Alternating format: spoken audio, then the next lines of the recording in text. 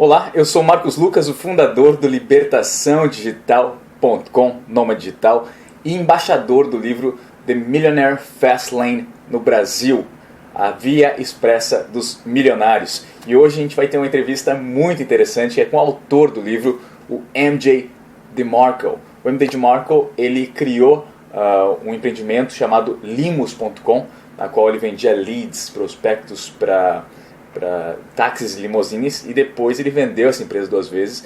Ele é multimilionário, ele decidiu se aposentar mais cedo, até que agora ele escreveu esse livro, essa obra, que ela é simplesmente fantástica. Então, thank you very, very much, MJ. I'm really excited to be here with you today, to be sharing your knowledge on entrepreneurship to Brazilian people. So thank you very much for your time. Oh, thanks for having me. I appreciate it. That's awesome. So the first questions that we have, normally when we're going to read a book like that, someone told me about the Millionaire Fastlane. It was 3 years ago. And I just thought, okay, it's like another self-help book.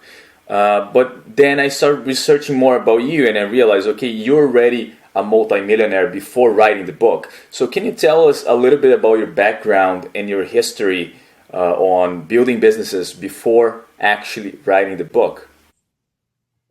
Sure. I started a web company. It's been that long, probably about 20 years ago. And I owned it for about 10 years. And I've always wanted to be an entrepreneur. And I went through many failures and, businesses doing this, one idea from another, generally what I call an idea wanderer. And so I would try a new business every couple weeks. What changed was when I was doing a menial job, and I uncovered a need in an industry, which was at the time ground transportation. And at that point, I started an internet company based on solving that need. And I owned that company for a good 10 years. It was a ground transportation aggregator. And I did something unique with it. I actually sold that company twice. I sold it once during the dot-com boom that was happening. I think it was like the 2000s. And then sold it again 10 years later, or 8 years later, excuse me. But I did this with no formal internet training, didn't go to school for computer science. At the time when I started it, I was working, menial jobs.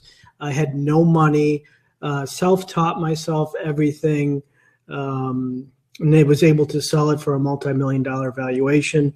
Took I guess you can call it a semi-retirement where I don't have to pretty much work anymore. And that's where the evolution of the book came, is it was always something I wanted to write. Something I found that was quite common is you write a book about, hey, here's how you make $1 million, but you know what, I'm not a millionaire. So that was always something like, what? So that was the foundation for the book. Yeah, because that's the first thing, at least that I see when I'm going to read a new book. Like, who is the author? And if it's related to making money, I see if they're already successful before writing the book. So it's amazing that you already had your first millions before writing the book. So you had a lot of knowledge to share. So thank you very much for that. And now we're going to be entering a key thing, some key elements here. And that the first one is, what's the main motivation, or if you have more, to actually write the book? Because as you said, you didn't have to. You could just live in a tropical island or something like that. Well, the motivation was it was the book that I wish I had when I was 20 years old. It was everything I wish somebody would have told me. Wish someone would have pulled me aside and said, hey, you know what, you need to read this book, or you need to know this, you need to know that. So everything that I wanted to say is in there. And it's not a typical book that it covers one concept and there's 300 pages about one concept. It's really a book that has a lot of different strategies and ideas and different things because it's a book really about life versus, oh, this is how you make millions, or this is how you start a company. For that reason, it's not very, publishers wouldn't buy that kind of book because it's so broad-based, which is why I self-published it myself. But that was the foundation. It was the book I wish I had when I was 20 and getting started. And I really loved the book. One of the things that I loved about it was there's like no bullshit, if you know what I mean. Like you go straight to the point, especially that we're going to be talking a bit later in this interview on how to deal with the headwinds and people that doesn't really help us or doesn't support us emotionally during this process. So another thing that I want to talk about it is that there's a main difference between getting rich quick and getting rich easily. And one of the things that I didn't stop to think about it, because always when we hear something about getting rich quick, we think that's a pyramid scheme or it's a shady business. But then in another interview, you mentioned about Mark Zuckerberg and other like young entrepreneurs that are making a lot of money online or even offline. So can you explain like why you are the get rich slow anti-guru, and what's the difference between getting rich quick and getting rich easy? Well, you mentioned the words get rich quick and everyone just, that's scam. But if you really take a analytical look at it or an empirical look at it, or any millionaire that's under the age of 30, anyone that is young that has self-made created wealth has in fact gotten rich quick. And so right there, that's proof to you that it does exist. And what people tend to misconstrue is they're thinking of getting rich easy. That's the main distinction, because you can't get rich easy. It's a very difficult process. There's a lot of imbalance in the process. There's a lot of hard work involved. Not that everyone doesn't work hard, but it has to be involved into the right system. You have to be playing the right types of odds. You have to be playing the right types of, I don't want to say games, but the right type of system. So everyone's always looking for get rich easy. They're not necessarily thinking, I'm going to get rich quick. They just want to get rich easy. So that's the distinction. And, it was very difficult for me to come out and say get rich quick exists. What I'm saying is multimillionaires and billionaires are getting rich quick, and it's through leveraged entrepreneurship, leveraged businesses. And that's the type of thing that we all should be focusing on. And there's also the comparison to what? Like you're getting rich quick comparing to getting rich slow. And in the book we're going to be talking about it, that getting rich slow is normally the normal plan that you're going to be 40 years investing in compound interest rates, right? So comparing to what, right? Yeah, the mainstream boondoggle is this idea that if you save $10 a month the next 50 years, you'll be worth millions. You'll have millions of dollars at your disposal. Well, they leave out the fact that you're going to be 50, 60, 70 years old at this point, which, by God, who knows if you'll even be alive. I mean, it's like rearranging deck chairs on the Titanic. I mean, you're going to sink at some point, and yet you're told to wait 40, 50 years before you can go out and enjoy your savings and your retirement or whatever it is. And they never tell you that. And then, of course, they leave out inflation as well. So you say, I'm going to have $3 million by the time I'm 65 years old. Well, that's great. Well, what does that $3.5 million buy 40, 50 years from now? Does it buy a car? So that's not something you can really count on. And that's the biggest, in my opinion, it's the biggest scam ever perpetrated on the Western world, is this idea that the Wall Street's going to make you rich. Well, who's making Wall Street rich? Wall Street. Yeah, that's totally true. And one thing, if you think about Brazil right now, our inflation rate is skyrocketing. It's more than 9% a year. And if you're going to buy a car, we pay 3 times more than the value of the car because we have so much taxes, and like the government's so corrupt. So I think a lot of people need to start rethinking the way they're dealing with their lives in terms of are they going to pursue the same job, or are they going to try to do something else to have a better life? So it's very good that we are talking about this different concepts to our audience. And I'm sorry, yeah, we're talking about here controlling your financial future. And when you give all your money to Wall Street, you give up your money to time, you give your money to a job, what you're doing is you're saying, I give up, and I'm going to put it all over here to hope. I'm going to hope that the government does well. I'm going to hope that the government doesn't mismanage things. I'm going to hope that inflation is not 9% next year, but 3%. I'm going to hope, and I'm going to hope I have a job.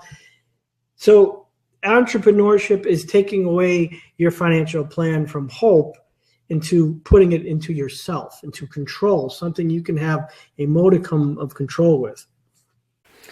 That's very interesting. Thank you for the insight. And I think like most people need to realize, like, we don't need to be a rocket scientist or a wizard to start being more entrepreneurial in your life. As MJ said, he started learning by himself. And in my case, I started building my business from my bedroom.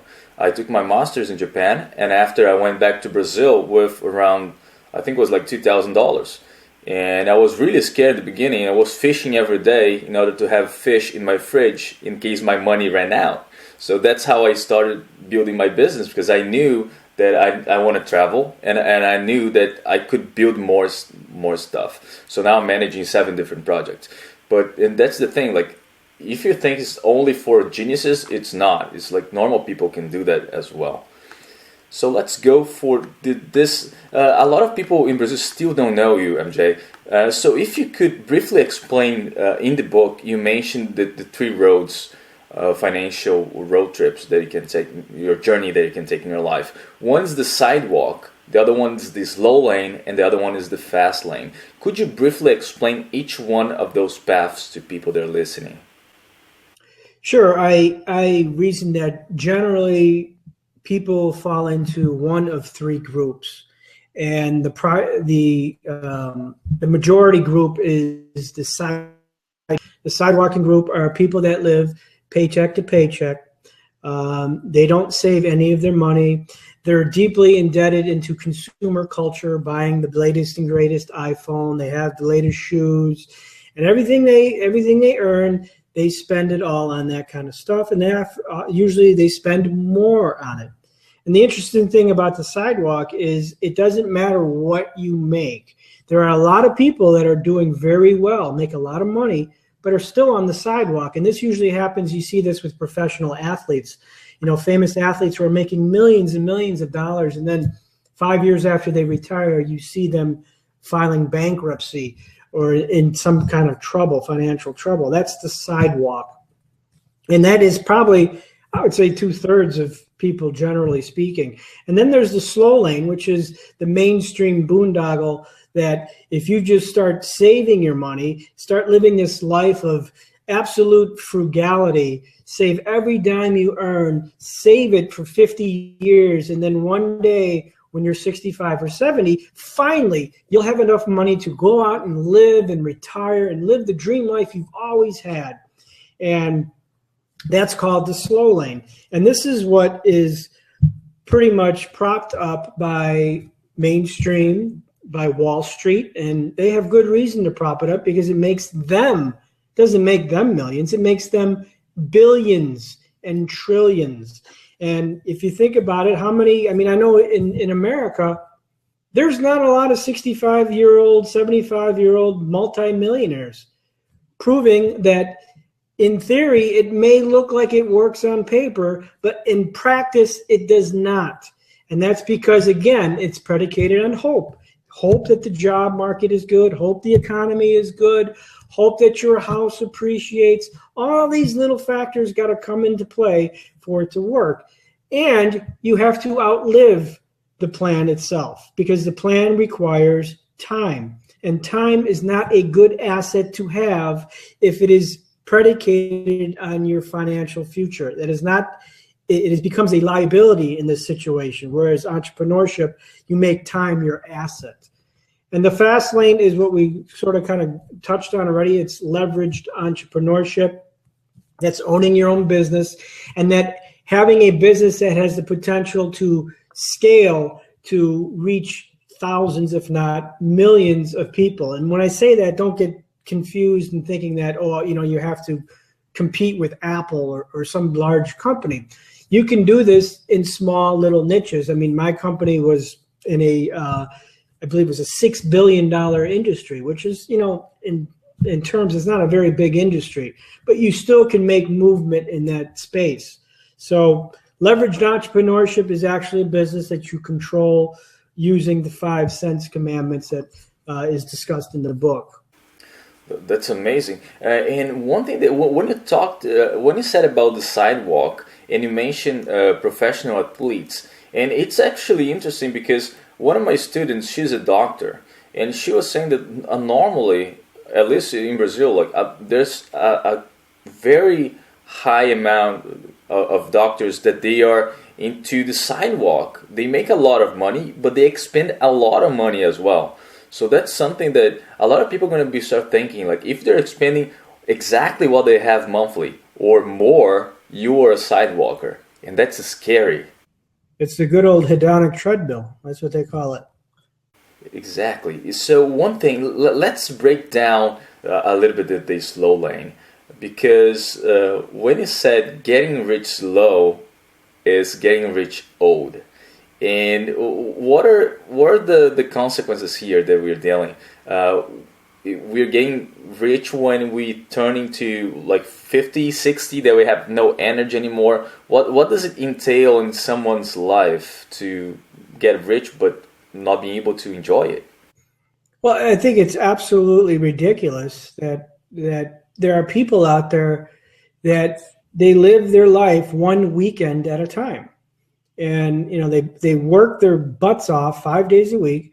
And then the weekend comes and then they're drinking and partying and doing whatever. Or I know there's a lot of people in my circle that I know that work 5 days a week, and then they have to spend the rest of their weekend recharging and just recuperating from the hectic work week. And the idea that you should continue to do that for 40 or 50 years, and then only then, that's when you should start to live. That's when you should start to travel. And that's when you can actually spend your money. And it's just a ridiculous, it's like I said, it's no better than rearranging deck chairs on the Titanic, because it is going to sink, and it's going to sink. So you cannot say, you should not be saying, well, I'm going to try this, because once you try it and you find out it doesn't work, it's too late, because 50 years have gone by.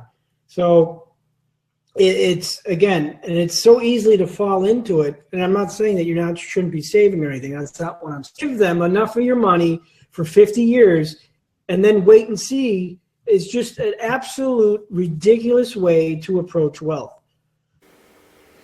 Wow. A lot of things that you say is like a slap on people's faces. When I was reading the Secrets of the Millionaire Mind by T. Harv Eker, I was feeling that he was like slapping my face when I was reading the book, and it was the same feeling that I got when reading your book and listening to you, which is amazing to break our realities and make us go forward towards success. So thank you very much for that. One more question for you. So if someone wants to get into the fast lane, can you give us a few strategies on how to start building this mindset to go into the fast lane and start building a business and going towards maybe a multi-million-dollar company? It all starts with need and value creation.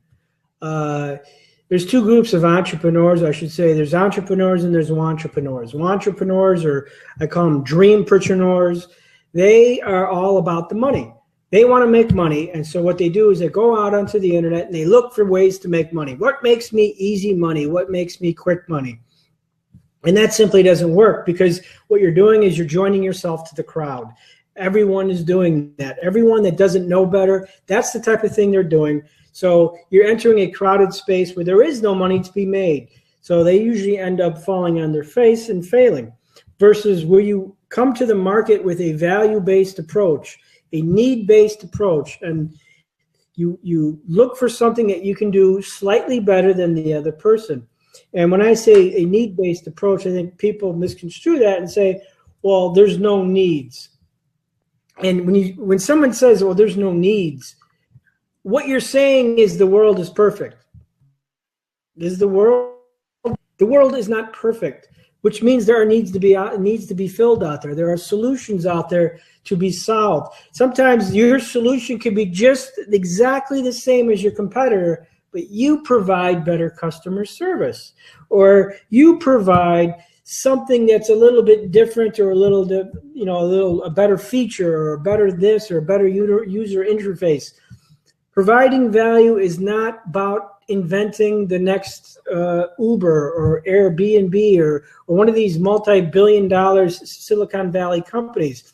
That large thinking is great, but sometimes you just start small. You just, maybe in your local neighborhood, look for somewhere where you can actually create value. If you focus on the value, adding value in the presence of value, you will find that the money eventually comes to you. It's like, my favorite analogy is, it's like a cat. You want to chase that cat, well, it's going to run away. It's going to run up the tree. It's going to hide behind the bush. Until you start focusing on what attracts the cat, you will never succeed. And what attracts the cat is value. In this case, it would be tuna or fish. Value is what attracts money. Entrepreneurship is all about value creation and solving problems on a global scale. Amazing. One thing that you mentioned on the book that I loved was the same. It was creating value versus the money chasers. And that's a concept that I try implementing in my life in a daily basis. And nowadays we even have the internet that we can create value just uploading a video with content, which is amazing that we didn't have a few years ago. So right now probably MJ as well received thousands of messages of people trying to reach him because he offered so much value, not only through the book, in the physical book, but also online with his forum. So, again, I wrote this book. I didn't need the money. I didn't write it to make money. I wrote it to create value. I wrote it because I thought there was an absence in the market. I thought, every money book is about this: give your money to Wall Street and then wait 50 years. Every book on money is about that. And I saw a need that, that's not the approach that allowed me to retire 35 years early. So that was my basis for approaching this market. And once again, it proves it works. Amazing. Now I have, I think this one is my favorite question ever. And you can be as short, as long as you want in your answer. And this is how the sidewalkers, slow laner and fast laners deal with time. I watched a video on YouTube that you mentioned that sidewalkers, they don't value their time and they might be waiting 2 hours to get a hamburger at McDonald's. So when you said that, I was thinking am I using my time properly to make wealth? Not using my time to save the most amount of money possible that most people are into. They work in a job, they get the money at the end of the month, and then they are just holding on to that money because it's so scarce right now. So can you explain how those three different kind of people deal with time? That's the most valuable asset we have. Well, as a fast laner, time is your most precious asset because it is depleting. It's a depreciating asset, and no one knows what the exact amount of time we have. But if you picture it like having a clock above you, and it's ticking down. So you cannot create more of this time that's clicking down. It's always depreciating. And no matter what we do, no matter how much money we have, it will never go up. It will never increase. The only thing you can really increase within time is the amount of free time you have.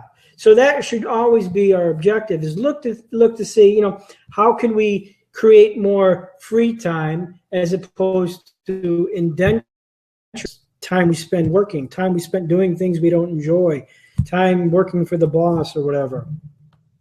Now, as a fast laner, that's what we do, is we look at time as our most precious asset. So we make our decisions based on that concept. Now, the sidewalk and the slow lane, they disregard time. It's viewed to them as an effervescent, everlasting resource that will never expire.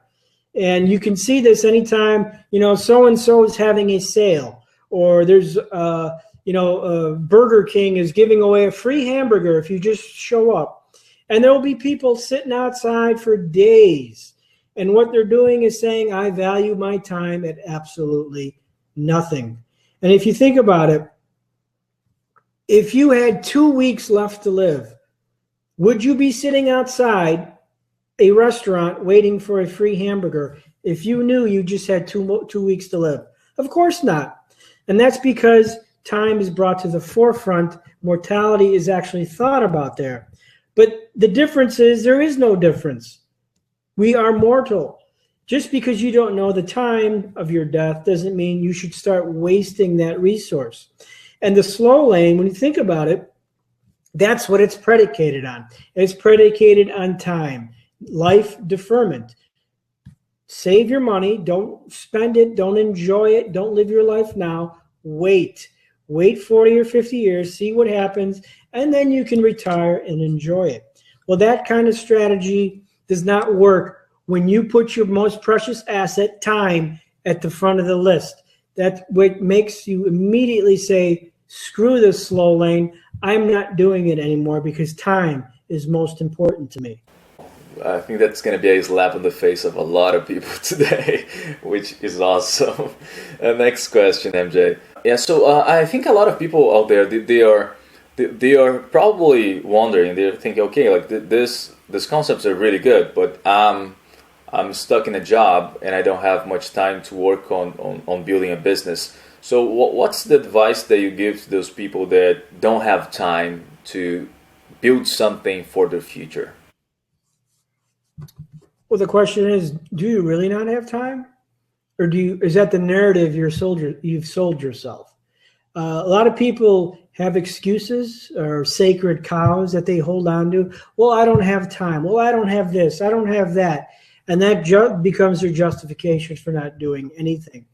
So I had a job.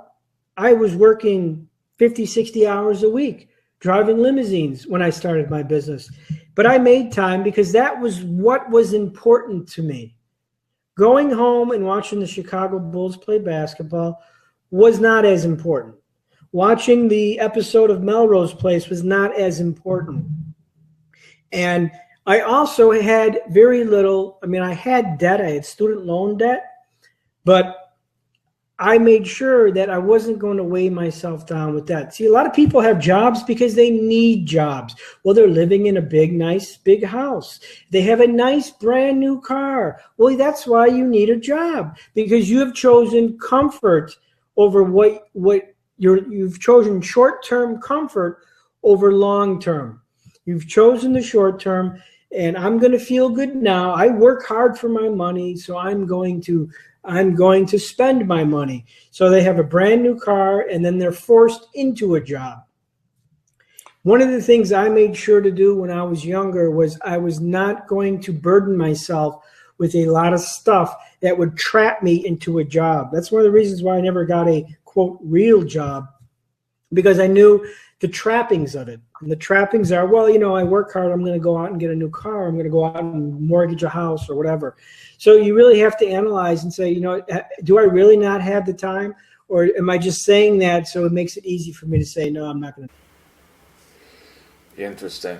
And I also believe, especially in Brazil now, we have one of the highest paying salaries are from positions that you work in the government. And I had a few of my friends and students, and they want to, or build a business, a traditional business, or build an online businesses. And they come from a stable job that doesn't really push them to be the best person or the best professional they can be. and they get bored, and then they try to build something. I think a lot of people from this area is gonna be watching this interview, and they're gonna be thinking about doing something different. One thing that I saw you talking on an interview is the difference between interested and being committed to change and to build a life that you love. So can you talk a little bit, what's the difference between those people that are just interested and those people that are really committed and they're going to do everything everything it takes to build a cool life and a business that they love? Well, everyone is interested. That's you ask anyone, hey, how would you like to be a multimillionaire, no debt, own your own house, do what you want every day? Oh yeah, I want to do that. I want to do that. Tell me what I need to do. Everyone is interested in that. What breaks down the math is when it comes to commitment, meaning who is going to put forth the work, who is going to put forth the daily effort, not the cursory effort that you're going to do it just a week and see what happens. One of the most common things I get on email and even on the forum is, wow, I just read the book. It was amazing. I think I'm going to give this a try. You're going to give it a try? That's not how it works. You don't give it a try. This is something you live. It is not something to be tried. Yes, you can try, but I can tell you right now, you will fail because that's the game. It's like going up to the step to the plate of a baseball. You strike out or you don't hit the ball, you don't get a hit 9 times out of 10 or 8 times out of 10. You're a pro baseball player if you can hit it 3 times out of 10. So you can't try. You can't go up to the plate once and say, "Oh, I'm going to try to hit this." And then, okay, well, it didn't work. I'm going to go sit down. The commitment stands up at the plate and takes swing after swing after swing after swing. It's the equivalent when you say, "Oh, I'm going to try this." It's equivalent to say, "You know what? I want the body of a model or a bodybuilder. I'm going to give that a try. So I'm going to the gym today and I'm going to eat some broccoli and some protein. But tomorrow I'm back at McDonald's and tomorrow I'm going to, I'm not going to go to the gym ever again. I'm just going to do it tomorrow. I'm going to give it a try." Well, you're not going to become a bodybuilder. You're not going to become a model. That's the difference between interest and commitment. I think a lot of people are going to be inspired by this interview. Even if they don't buy the book, but they're going to learn something, probably learn something very special today with you, MJ. There's more information. We could be talking here for hours, so thank you very much for your time. It's always an honor to meet special people that are making a difference in the world as MJ DeMarco. And his book is coming soon in a digital form and also in a few libraries, bookstores in Brazil. So MJ, thank you very much for your time. We're bringing this book and I'm really excited. It was a lot of work and I think a lot of people that are starting their business or thinking about starting a business or scaling their businesses in Brazil, they're going to have this amazing knowledge at their fingertips. If you have a final message to those people watching this interview. If you read the book, keep in mind that this is not something you try. This is something you live. That's awesome. So thank you very much, MJ, and I hope everybody enjoyed this interview and anything. I see you soon. Thank you. Thank you, MJ. Take care.